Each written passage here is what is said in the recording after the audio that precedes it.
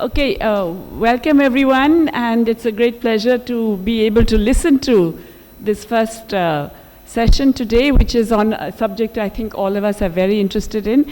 Could I please request Dr. Meron Tesmichael and Professor Horace Campbell to please come up. I think Meron is at the UCL London and has been working on these issues for some time. It's some very important research.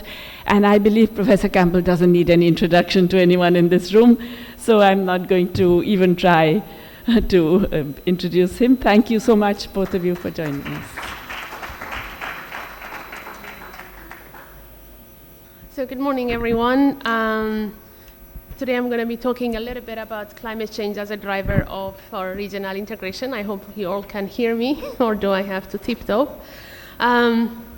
So much of African regionalism has been built on the assumption that if states cooperate around shared economic and technical functions, that cooperation will spill over into shared benefits and then deeper integration.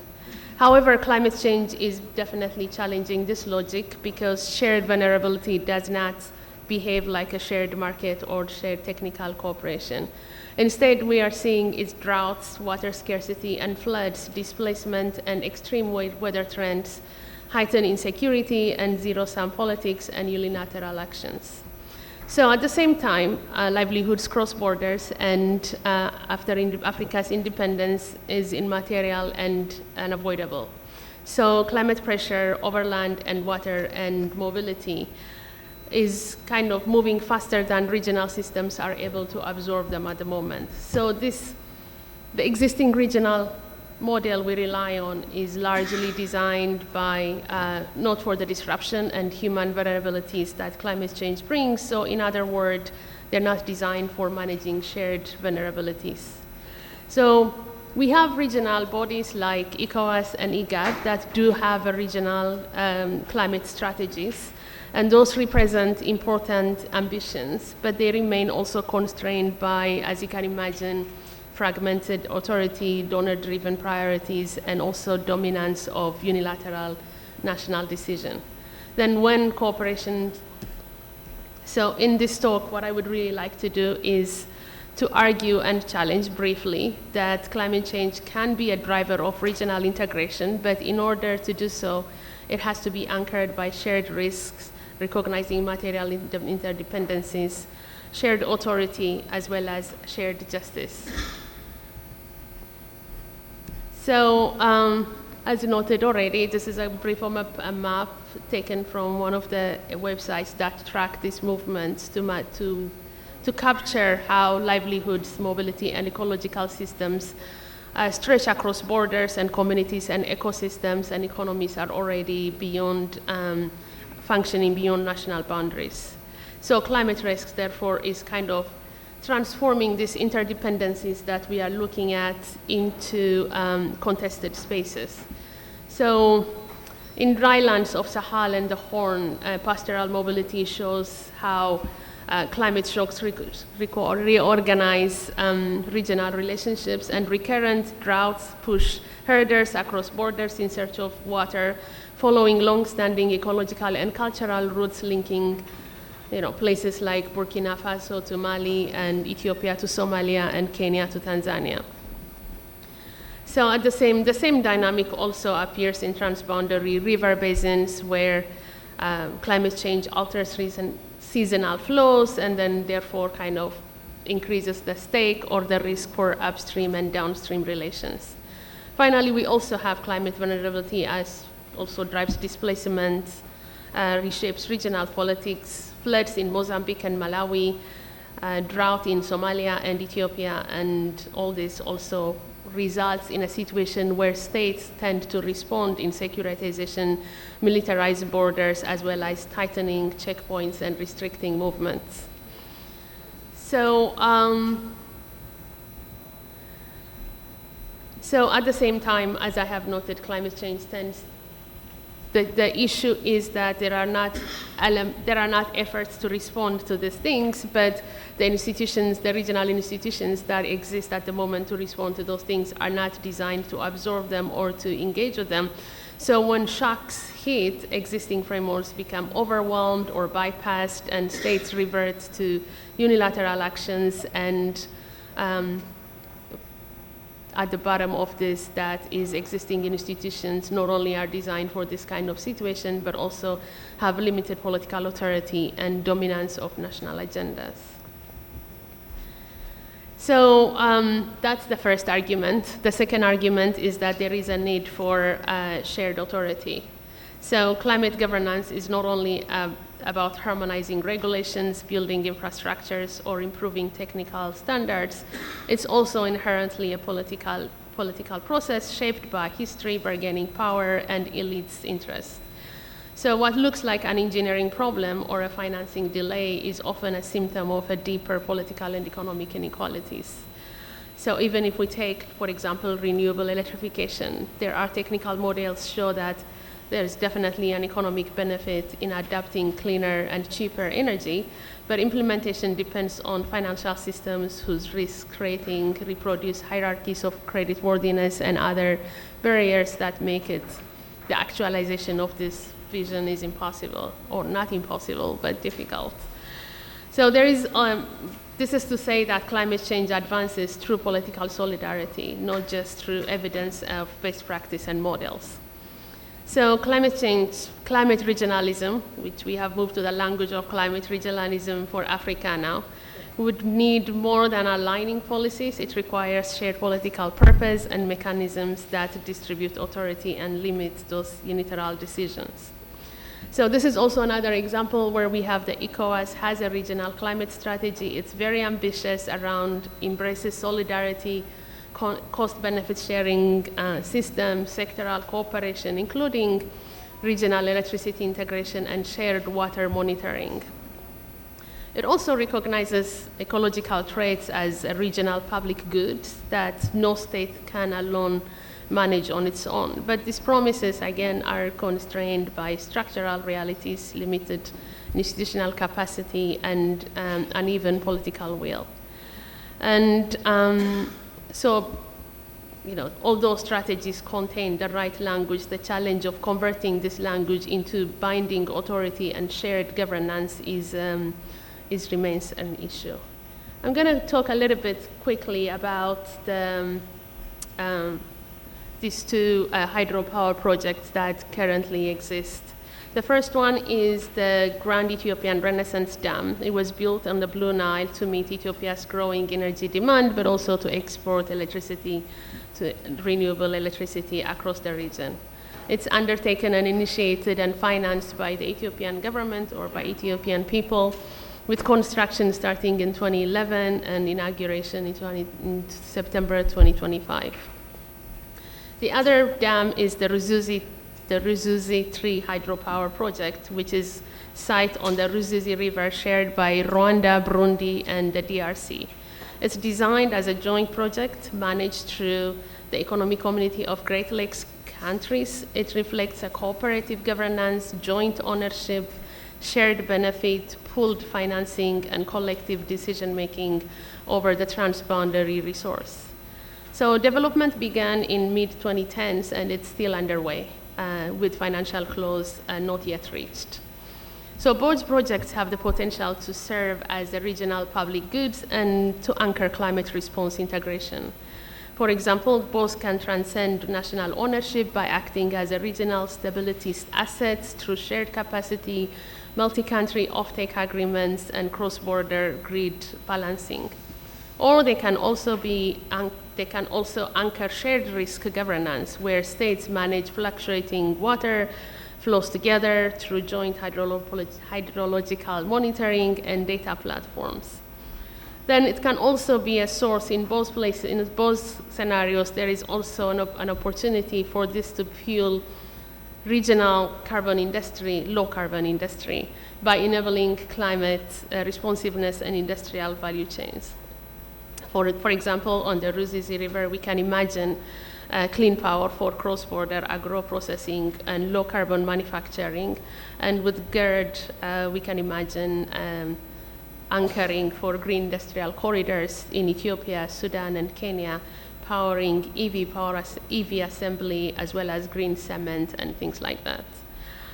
So, but what we have is with GERD is Ethiopia shows that a nationally financed project can evolve into a regional asset through electricity export, cross-border transmission, and other infrastructures. However, it also shows that climate investment can heighten geopolitical anxiety when trust building lags behind engineering success. The Ruzuzi third hydropower project offers an opposite lesson. It shows that infrastructure can be a regional asset when authority is shared. However, the project remains fragile due to financing uncertainty and political shifts among its members. So shared governance exists, but institutional resilience is not yet strong enough to withstand instability or extreme political or social or institutional shocks or shifts that might emerge. So both projects demonstrate that climate infrastructure can produce integration, but however, it only becomes regional when states and institutions make it regional. So this is the third one. And the third one is that shared justice for regional stability. So climate-induced insecurity does not rise primarily from turbulence of droughts or flood. It is generated through unequal political, economic, and ecological structure. And the burden of climate change, I don't need to say so much about this, obviously falls disproportionately on groups whose livelihood depends on those cross-border markets and shared resources. They are rooted, but at the same time, these are also kind of communities that are rooted in marginalization, limited political voice, and unequal public investment. So for reasons that we don't need to get so much into then is justice is not just an addition, a moral addition to regional climate governance, but also a practical requirement that needs to be part of it. So when cooperation is led only by technical coordination, we find that national bargaining and elite negotiation, it can harden existing inequalities. So which means that there is a room and a possibility, and there is some degree of responsibility for regional or entities if they shift their thinking into becoming, to frame the way to manage climate risk is therefore to involve not only state-centered cooperation, but also institutions that can operate that can protect the most affected. Current policies, regional strategies, they do mention this. They are all make a point of engaging with the vulnerable communities. The ECOWAS strategy does acknowledge vulnerability and gender disparities, but it does not foreground this with land rights, mobility rights for pastoralists, or guarantees for community participation. The same with the IGAD regional climate change strategy. It prioritizes technical cooperation and adaptation. It also mentions engaging with civil society, but it does remain largely on advisory role, and therefore the agenda setting remains beyond those that are not within the centered.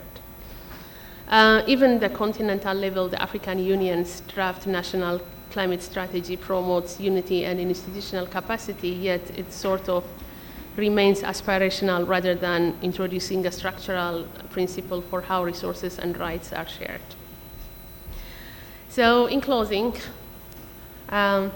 bringing this all three matters together, this is an argument that the current existing African regionalism that integrates nationally emerge from shared markets and technical harmonization. We need to follow, if we're going to follow up the climate change, and for the reasons that I discussed, it unsettles the logic that states are bound through vulnerability rather than commerce. It exposes interdependencies without building trust, and magnifies inequalities that cannot be resolved by treaties alone. Therefore, under climate stress, regionalism needs to be reimagined as a political, social, and institutional architecture for governing shared survival. Thank you.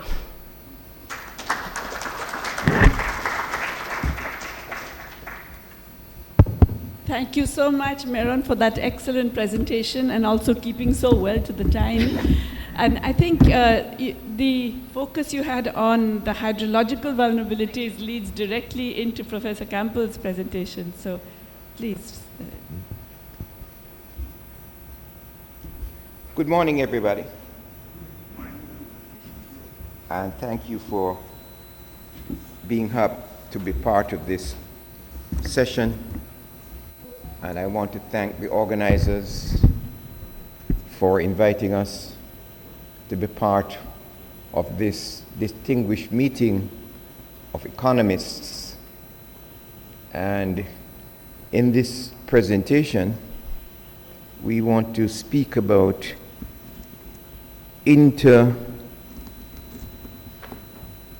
inter-basin water transfer schemes for the reconstruction and transformation of Africa.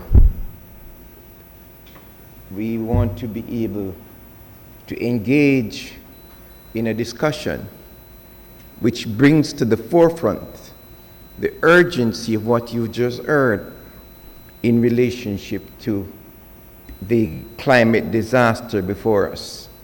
The image you see before you is the image of the plan for the full unification of Africa, taking water from the Congo through the Ubangi River, refilling Lake Chad through the Chari River in the Cameroon and Central African Republic. So what I would want to do is to thank my young brother who invited me to be among the economists, and thank all of you who came out this morning. So our presentation is inspired by the ancestors who insist on the full unification of the African peoples. So the presentation is divided into a number of sections, and the first section is to draw our inspiration from Kwame Nkrumah on the imperatives of unification of the peoples of Africa. And we want to highlight this scheme, which is called the Transaqua scheme, as our main force for the unification of Africa. And as you heard this previous presentation, we need to go beyond regulatory fragmentation, because the issue of global warming and destruction is so real that we must be proactive in developing strategies to reverse the immiseration of African peoples and the exploitation of the African peoples. We will talk about building 8 canals for the unification of Africa. That is the plan that the Lake Chad Basin Commission has embarked on, the first of this plan. And we will end by talking about the Congo-Chad water transfer and the Pan-African responsibility and the political will. So I hope you will bear with me as we take you through this discussion. The information is clear. Lake Chad has dried up. It has lost 95% of its water since 1964. The people who live around Lake Chad, the 300 million people whose livelihoods have been affected, know this. And the French water companies that dominate multinational water. And through the research institution called the IRD, they're saying, well, it's not really a problem. It's because it's an endorheic lake, and it will fix itself over time. And what has happened is, in the discussion on Lake Chad and the need for reversing Lake Chad, the French intellectuals, the IRD, the World Bank, seek to have the last word on what is happening. And the question is, what is the role of African intellectuals, African technologists, and hydraulists? So these are technical questions, but the technical questions can only be unleashed by political clarity. And the political clarity comes from the fact that you cannot save Lake Chad under any philosophy of regional integration. It comes only out of ensuring that we unite the waters and the people of Africa. And that's the objective of this presentation. And we want to point to the centrality of the peoples of the Congo. Imperialism understands this. And that's why the Congo has been destabilized for the past 65 years. They understand the centrality of the Congolese peoples, 100 million people. They understand the centrality of the resources of the Congo. And the Lake Chad Basin Commission understands this too in terms of the centrality of the Congo for the unification of Africa. And Kwame Nkrumah said, we must unite for economic viability, first of all, and then to recover our mineral wealth in Africa, so that our vast resources and capacity for development will bring prosperity for us and additional benefits for the rest of the world. That is why I've written elsewhere that the emancipation of Africa will be the emancipation of man. Let us forgive Kwame Nkrumah at that time, because of Che Guevara and Kwame Nkrumah would talk about man at that time. Of course, he would be talking about human beings. The point is, the unification of Africa is not an African challenge. It's about saving humanity in this present period.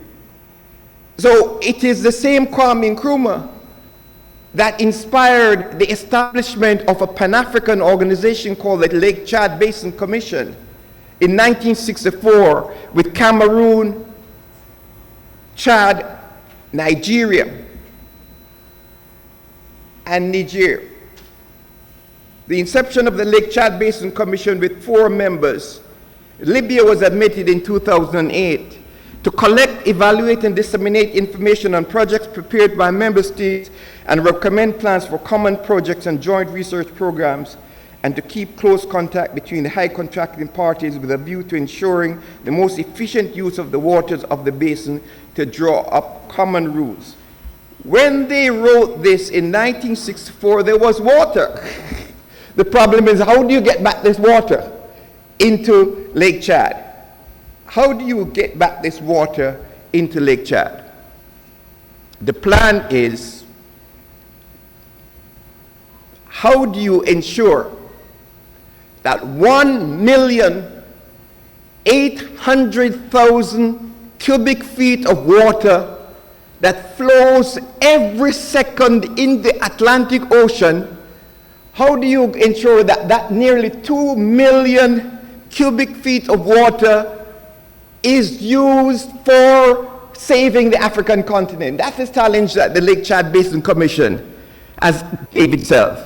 And they came up with this idea of called Transaqua, which a company called Bonfica came up with, and to tap the water from the Congo River through the Chari and Ubangi rivers and to refill Lake Chad. This is a very ambitious scheme. It's not a scheme that is impossible. Bonfica has talked about this scheme.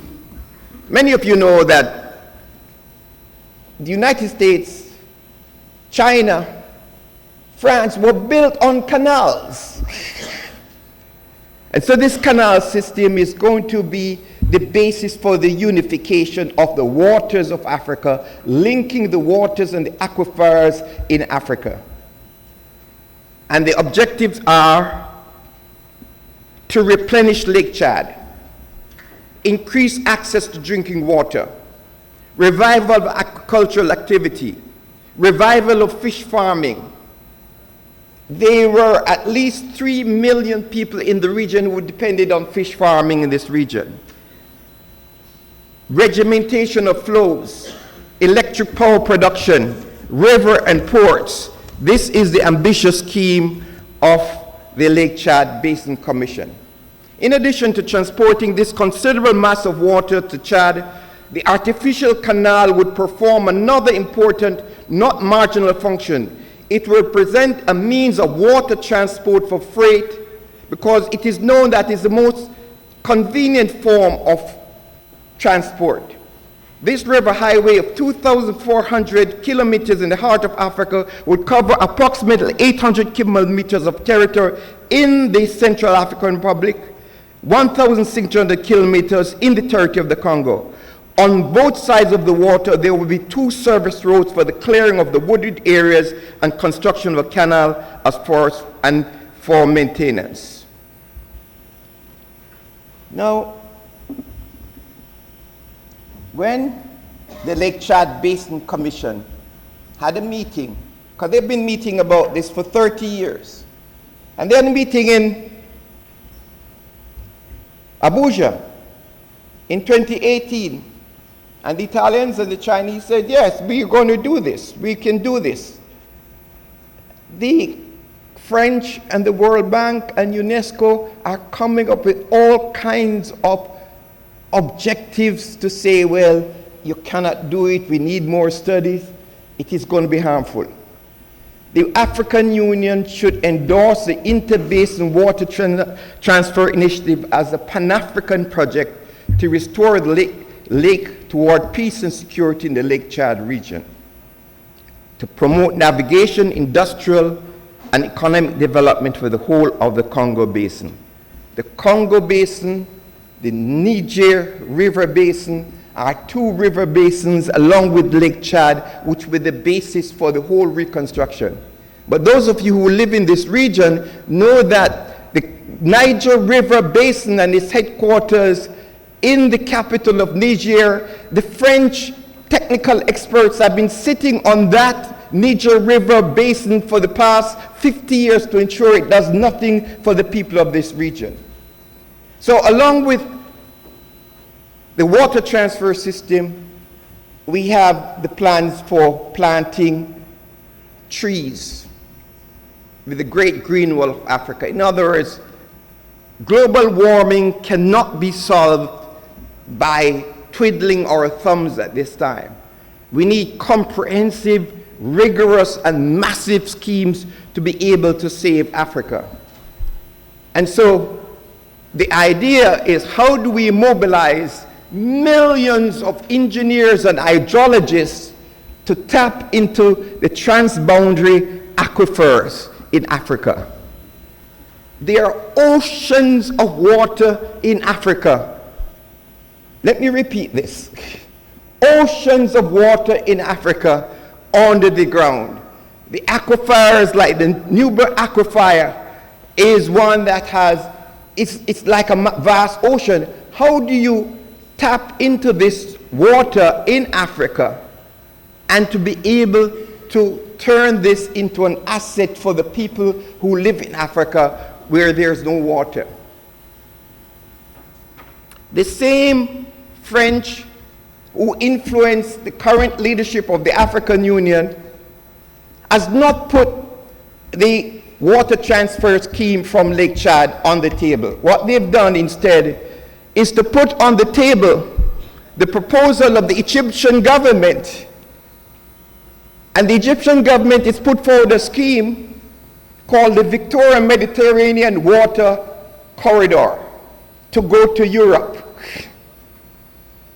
The same Egyptian government who's opposing the Renaissance Dam in Ethiopia.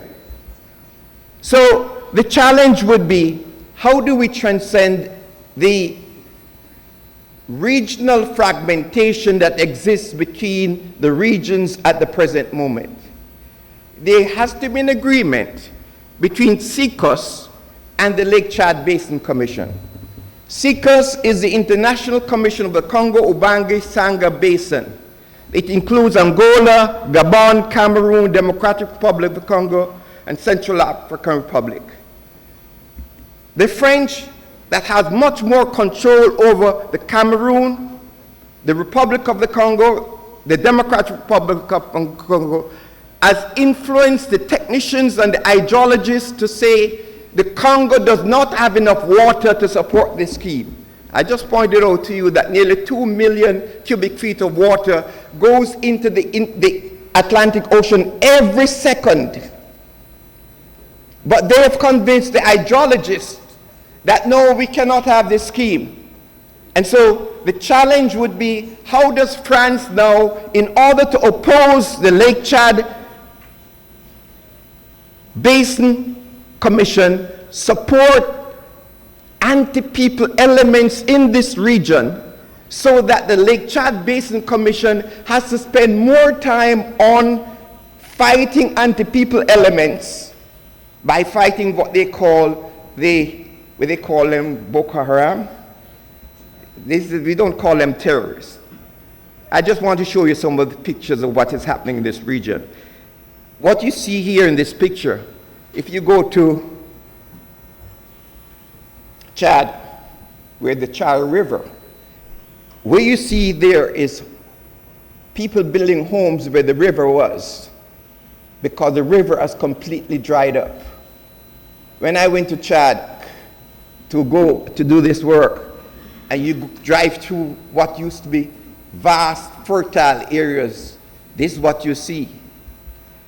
And Boko Haram now is a major international military organization. It's not some terrorists that deal with handlers, financiers, military planners, logistic and intelligence, runners, traders, fighters, and suppliers of food that are integrated into the global armament structure through France and elements in Arabia, especially United Arab Emirates.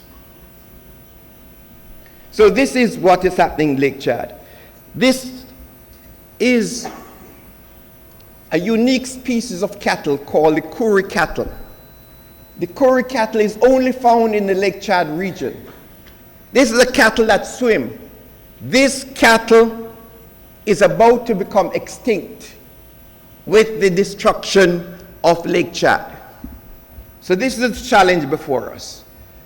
So how do we build infrastructure across the continent of Africa in both roads and canals and electricity and space for the unification of Africa? That's a challenge that we want to do, because the British Geological Society came out in 2012 about the aquifers in Africa, and this map shows the British Geological Society that there are oceans of water under the continent of Africa. So we want to draw on the black radical tradition about how do we have a vision about how to reconstruct Africa and to transform the African continent. As Robin D.G. Kelly said, without new visions, we don't know what to build, only what to knock down. We not only end up confused, rudderless, and cynical, but we forget that making a revolution is not a series of clever maneuvers and tactics, but a process that can and must transform us. So the transformation of Africa is to transform the national resources of Africa and build canal systems. We're proposing a series of 8 canals for the full unification of Africa. This one, the first one, has been talked about in Zimbabwe and Namibia for the past 40 years. The Zambezi to Limpopo water transfer system, incorporating the Matabele Land Zambezi water project. The Kalahari Canal system harnessing the resources of the Ovango Delta.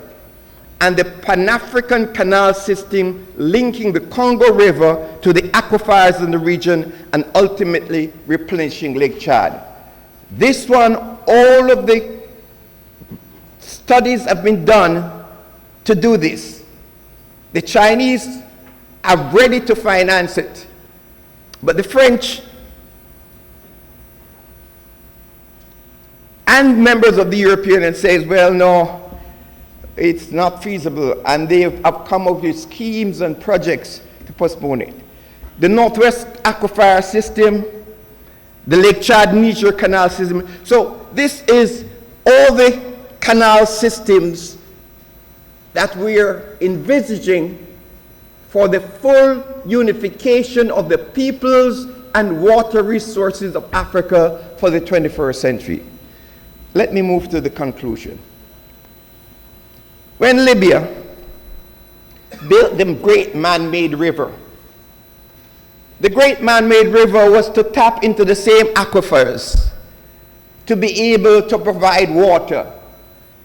The CIA made a study of the great man-made river and said this is a threat because Libya and Africa will become self-sufficient.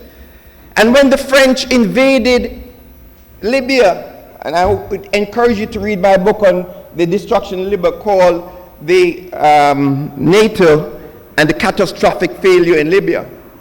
The first thing the French and NATO did was to bomb the factory that made the pipes for this great man-made river, because the French water company sees water stability and water security in Africa as a threat. So this is where we need to see we are in an intellectual, political, economic battle with French imperialism and US imperialism. So we have a choice. Either business as usual, talking about potential destabilization, or we make a break. Making a break is a fractal concept dealing with how do you change the momentum by moving in a new direction. We hear about forest fires all the time. These are the satellite pictures of the amount of forest fires that are all over Africa every day. So we are at a point of no return at the present moment. We're not talking about climate change anymore. We've passed the tipping point for humanity. The satellite imagery shows that if we do not move to save Lake Chad, the Kalahari Desert and the Sahara Desert will meet by 2100. This is why we must deal with two oceanic indices, the Atlantic Multi-Decadal Oscillation and El Nino Southern Oscillation. The drying up of Lake Chad is not an African problem only, it's a problem for the entire planet Earth. So we must decide, what are we going to do to save Lake Chad? There are 6 questions, and I don't have time to go through them in great detail. The first and most important is we must have peace in this region. We must have social peace. Social peace in order for the people of the region of Lake Chad, the Congo, and this entire region, for the people to carry out their basic livelihoods. The second most important requirement in this region is political will. Political will ensure that we have a political leadership that is responsible to the peoples of Africa, that will be able to follow through. The Nigerian state had to be pressured by the hydrologists and the engineers, but the Nigerian bourgeoisie who spend billions of dollars shipping overseas, we said that the cost of drying up Lake Chad, you don't have to go to China. Nigeria alone has $217 billion in funds overseas. So we need the political will by changing the political leadership in Africa. Mobilization and public education. Mobilization means that Everybody in Africa should know about this drying up of Lake Chad. And we will train the requisite engineers and hydrologists for these projects. In Jamaica, 3 weeks ago, 3 weeks ago, I just have 2 more points. Okay. 3 weeks ago, there was a hurricane. And the young people in Jamaica is a country with 2-3 million people. They said we need 5,000 engineers and hydrologists to recover the society. The country in Jamaica needs 5,000 engineers and hydrologists. How many people do you think we need in Africa? 30 million engineers? In other words, we need to be talking about what kind of reorganization and mobilization of resources. The last point I want to make is that global warming is not something to be tinkering with. Global warming requires a change in the capitalist mode of production to overthrow capitalism. I want to thank you very much.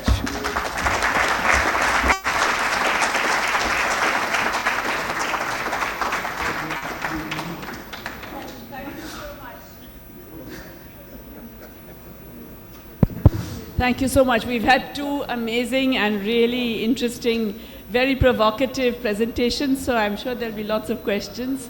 And while you're thinking of the questions, I'm looking for hands, but meanwhile, if I can abuse my position by asking both of you, just very quick. Meron, aren't the consequences, I mean, in a sense, really it's a question to both of you, because Professor Campbell made out a very ambitious and I would say, a very convincing case for something, but it also has a whole range of environmental consequences, as we know. We've known from the China Three Gorges and the interlinking of rivers project. We know in India where there have been attempts. And these are rivalries that are not just across nations. In India, we have them across state governments. The issue, I mean, the hydropolitics of water is a huge issue, right? And I think, Meron, you captured some of that. So, in a sense, it's really that a lot of what Meron was talking about is almost like a constraint on the grand vision that you were suggesting, Professor Campbell, in terms of the final slide where you outlined the preconditions. And those, if we get into then having the preconditions first, we will never have the interlinkage. So first, in terms of the environmental concerns that we know exist, and then secondly, in terms of the possibilities for the political, shall we say, changes that would happen. But let me open it up, and I'm sure there are many questions. Yes, please, go ahead first. And then there and there. Yeah, go ahead. A mic, is there a mic? Yeah. And then one mic there and one there. Yeah, thank you. Please. Thank you very much, and thank you for the great presentations. We have retained a lot of critical points, information, so we really appreciate that. Just talking about the second presentation, as you were talking about the Chad region, I mean the Chad basin, as in West African, I was thinking of the Senegal River, which is between Senegal, Mauritania, Mali. The Gambia River, which is between Senegal, Gambia, Guinea, Guinea-Bissau. And we have many instances like that in Africa.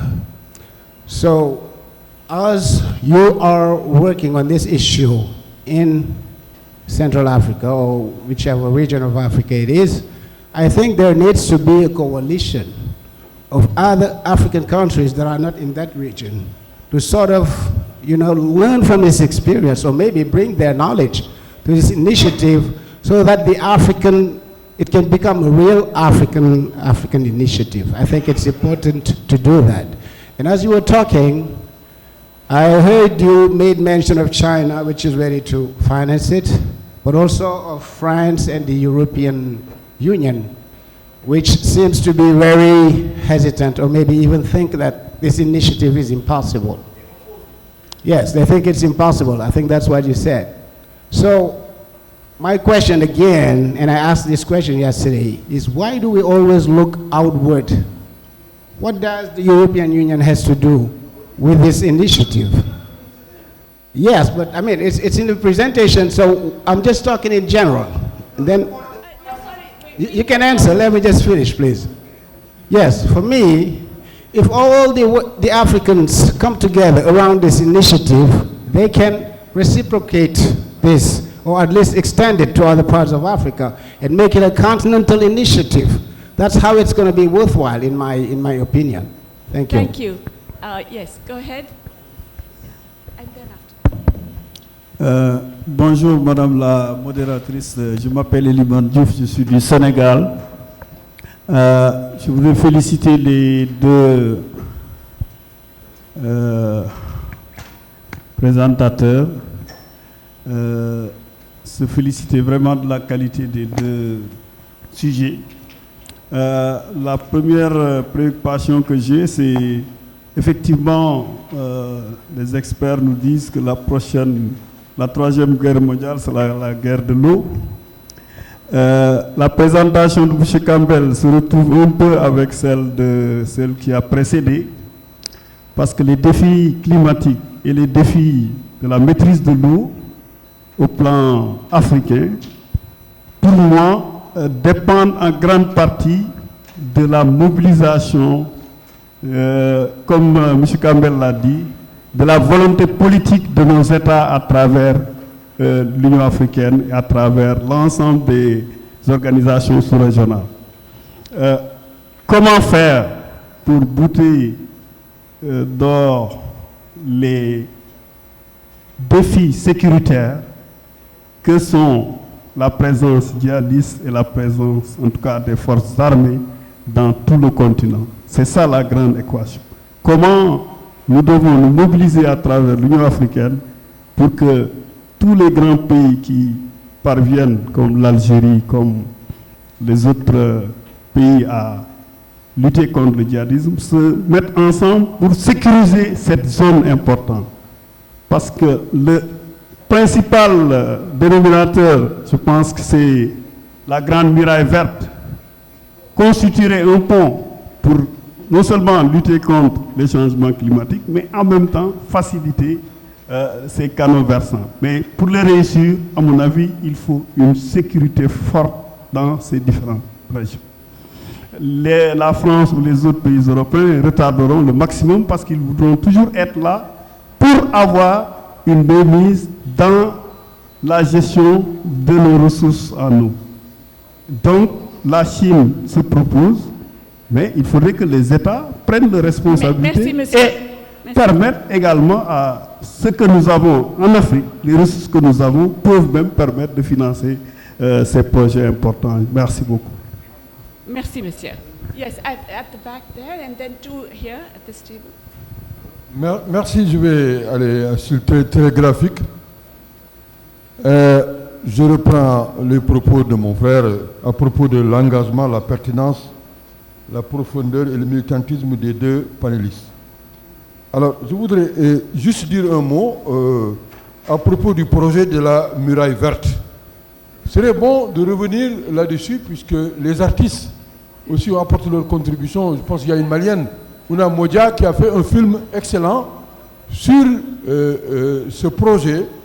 Et je crois que les exemples qu'il y a à partir du Sénégal, l'OMVS, c'est un programme très intéressant. Please, Sénégal... those of you listening to interpretation, move to track 2. Allô? Channel 2. Comment?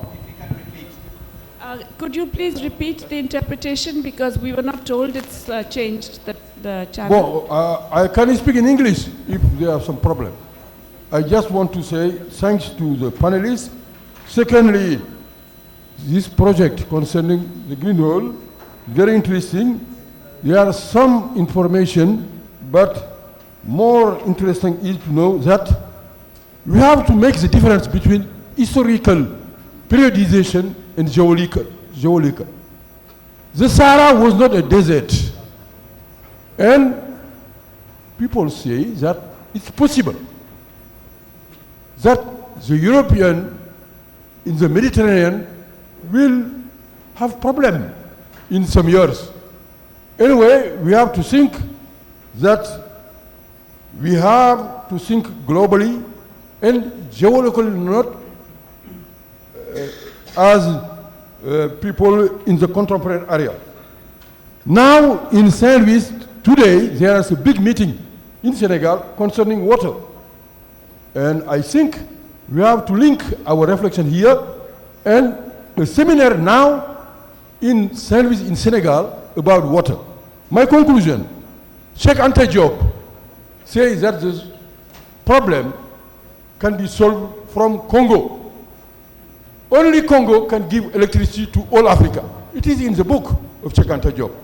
But anyway, we have to link all these ideas, and I think that in the future we have to educate people to know that the European and the Asia maybe can come back in Africa, because Africa was the continent where people were living for millenary.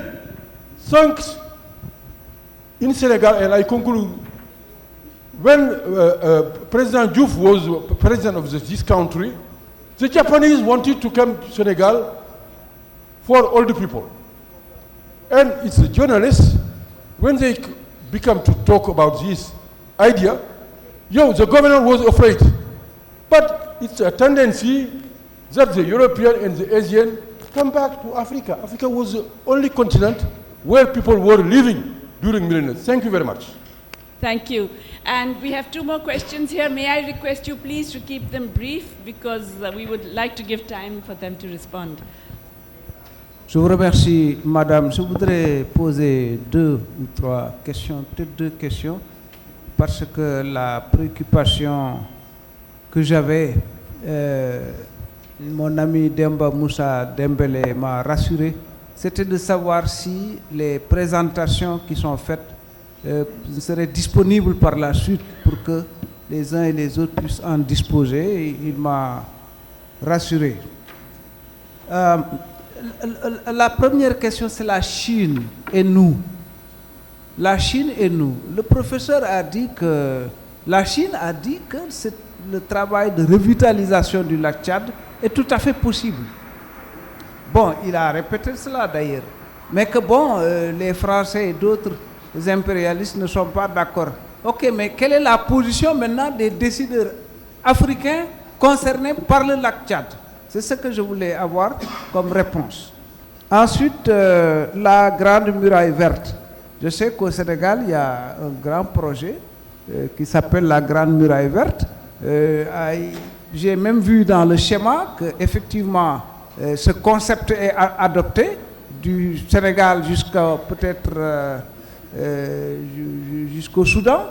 Mais je n'ai pas tellement d'informations sur l'implication des autres pays concernés par rapport à cette grande muraille verte. Si vous avez des informations là-dessus, je vous remercie.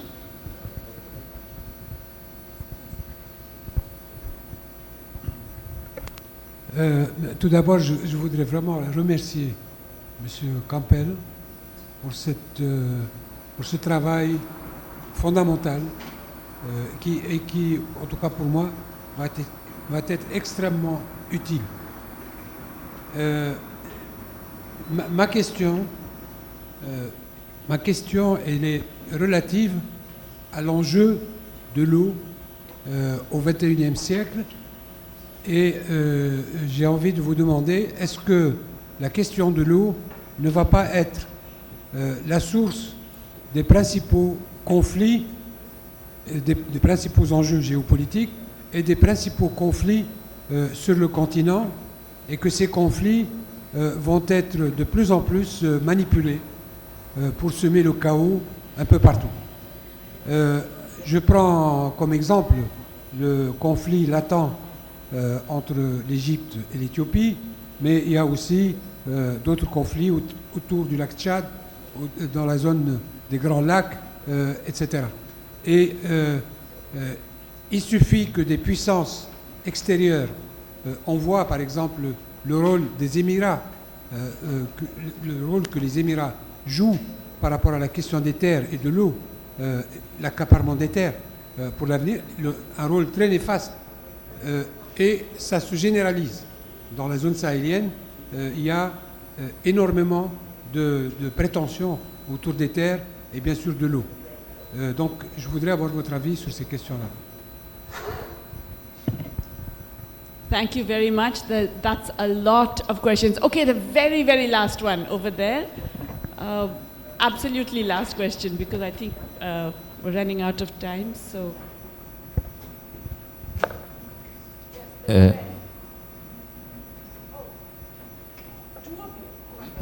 Okay, very, can you keep it within half a minute, your question? D'accord, ok, merci beaucoup. L'eau, c'est la vie. Parce que nous, au Sénégal, nous sommes conscients de cela. Et je suis membre de la Convergence globale de lutte contre les accaparements des terres, des eaux et des semences paysannes. Et c'est un vrai plaisir pour moi d'apporter mon grain de sel par rapport à ce qui se dit ici. Alors, je voudrais juste rappeler aux gens que l'Université de Dakar a organisé un colloque sur l'eau, vecteur de paix au Sahel. Et ce colloque a permis de réunir les experts des différentes régions de l'Afrique, et je dirais même du monde, pour partager sur la problématique de la gestion de la gouvernance de l'eau. Et l'exemple du Sénégal a été donné par le Sénégal à travers la mise en valeur du fleuve du Sénégal, qui franchement est un outil de coopérative, qui a permis, malgré un certain temps une divergence un certain temps entre le Sénégal et la Mauritanie, mais l'organisation a toujours existé et a permis de jouer un rôle sur le plan de la coopérative. Et j'aimerais juste poser une question. Quel est... Please, you know, the next person will not get a chance. Oui, permettez-moi. Ma question est de savoir quelle est stratégie pour engager les communautés vers la résilience climatique à travers la politique de la gouvernance de l'eau. Merci. Very last question there, because he had his hand up earlier as well. And please, half a minute. Yeah, can you put your hand up again, please? Bonjour à toute la salle et merci de m'avoir donné la parole. Et félicitations aux présentateurs. Je dirais que l'Afrique demeure l'un des continents les plus exposés aux effets du changement climatique. Malgré sa contribution d'environ 4% des émissions de gaz à effet de serre sur le plan mondial, PNUD 2023. Par rapport à ça, je voulais poser deux questions concernant le changement climatique. La première est que, pensez-vous que le changement climatique peut-il réellement unir les pays d'Afrique alors qu'ils n'arrivent pas à s'unir sur le commerce et la sécurité? Et l'autre question, c'est que le changement climatique, sur le plan financier, le changement climatique à travers la Banque africaine de développement ou Afrexim Bank, est-il suffisant pour soutenir des projets d'adaptation à grande échelle? Merci beaucoup. Merci beaucoup.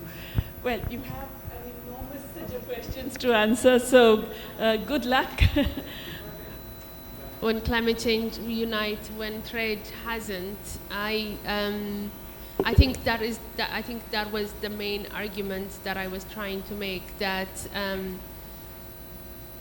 there is a need to unite, not because as a mode of survival, as a way to survive, not as an economic opportunity, not where financial interests are there, but also shifting in how our institutions think about climate change.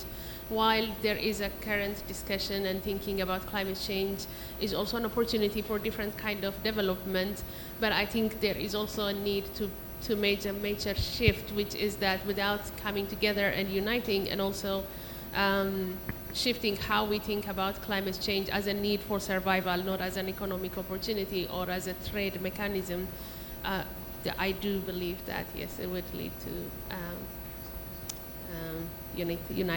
uniting the countries around.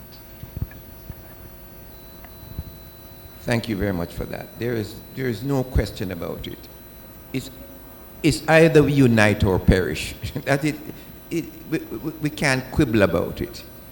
And because I am speaking to scholars and economists, the technical work you do is based on the ideological framework from which you start. I've traveled the length and breadth in Niger, Chad, Nigeria, Cameroon, going to the communities that have been affected by Lake Chad. And you cannot save Lake Chad with a mindset of neoliberal capitalism. We can use the example of the Great Green Wall. People in Senegal, people in Niger are encouraged to plant trees. And when you plant the trees, you turn over the new land to real estate developers and not to the people. So you have to have a clear project of what you're saving Africa for. Are you saving Africa for capital, or are you saving capital for the people? So there's no two ways about this question about the future of Africa. It's a political project. The second point I want to make is about the Egyptian state. The Egyptian state at the present moment and its leadership is an obstacle to African Union and to the freedom of the peoples of Africa. They're also an obstacle to the Palestinian people, because the Egyptian state at present is an ally of the Israeli state. So what the Egyptian state is doing with the program for investment in infrastructure development in Africa, in the African Union with France, is something that we have to expose. We're not opposed to the Victoria Mediterranean transport system.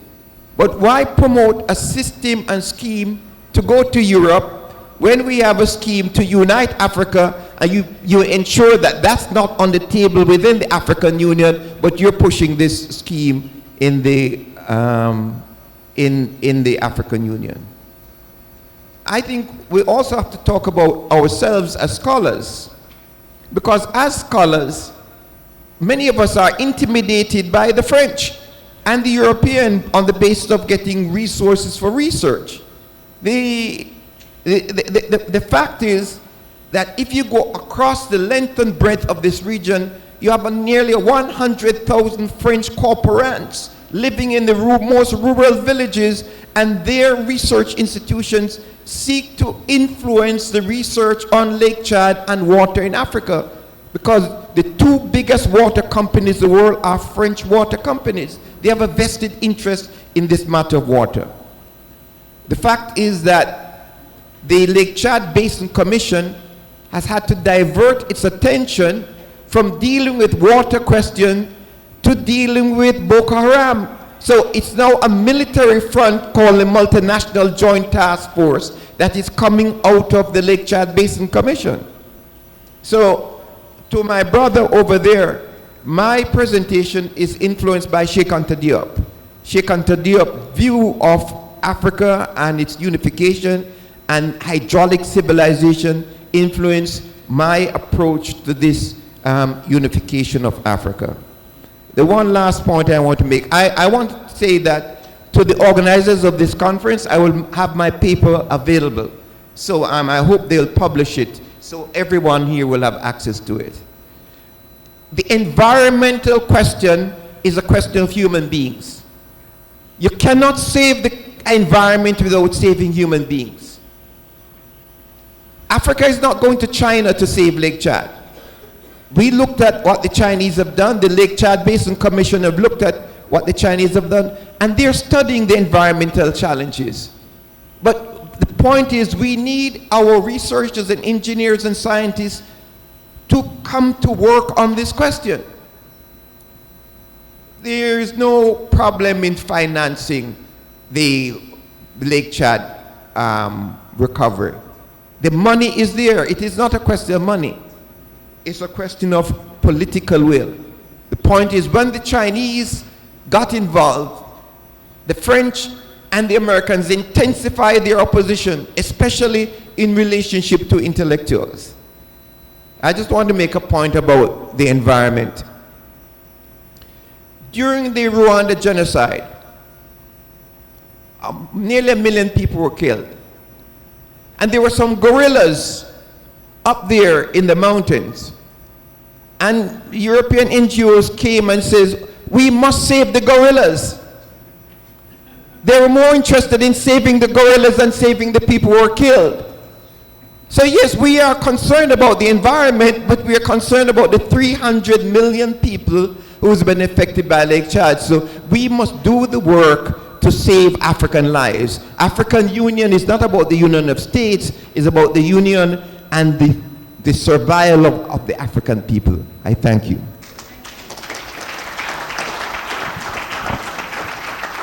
Thank you all. I think you'll agree that we've had a really excellent and very stimulating discussion this morning, and I pass the floor on to the next session. Thank you.